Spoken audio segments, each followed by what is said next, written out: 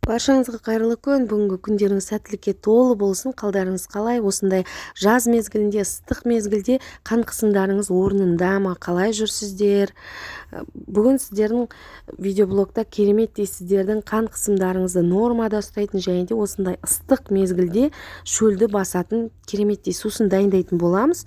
Үйде жасалатын напитоктың бір түрі каркаде сусыны деп айтайын.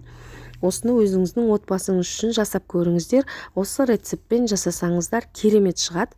Бұл сыртта сатып жатқан каркадеден өте ерекше шығады. Себебі сыртта сатылып жатқан каркадеде кішкене қанты аз болады және де құры суға каркадені қайнатып сатады ол кісілер. Сол себепті осындай бізге қажет болады. Пачкадағы кез келген дүкендегі каркаде жарай береді. Видеоны соңына дейін көріңіз және де менің каналыма тіркелуді ұмытпаңыз. Лайк басып, өзіңіздің комментарийіңізді қалдырып кетіңіз. Баршаңызға мың алғыс.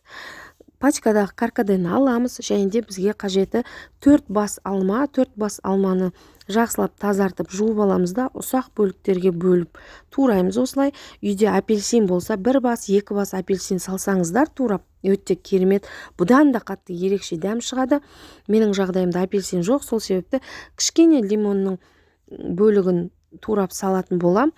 Лимонды да көп салуға болмайды, қышқыл дәм беріп кетеді.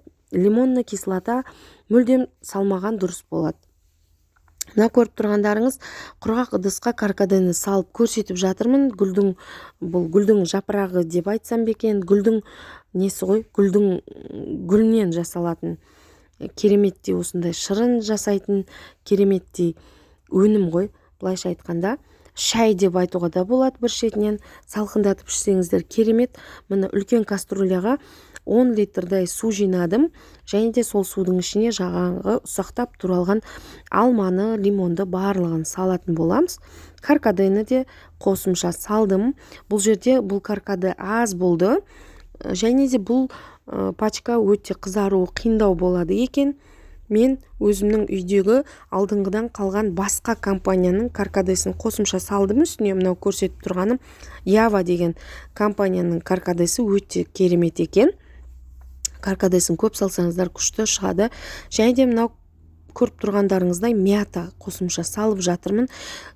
Біздегі компот керемет болып қайнап шыққан соң, уже өшіруге дайын қалған кезде осындай свежий мятаны жуып тазалап салсаңыздар, құйғандарыңызша суығанша тұра берсе керемет мятада дәм береді. Мынау кастрөлдің ішінде жүрген таяқтар. Бұл жерде набат қосымша салдым. Бұл жерге тамақ ішетін кесемен 1 кесе қант салдым және де 10-15 шақты набат салдым. Соның набаттың таяқтары қалқып жүрген. Міне көріп отырғандарыңыздай керемет каркаде болып шықты. Салқындаған соң баклажкаларға, ыдыстарға құйып, тоңазытқышқа қойып салқындатыңыз және де салқындаған соң ішсеңіздер енді керемет сусын. Күнде жасап ішіңіздер.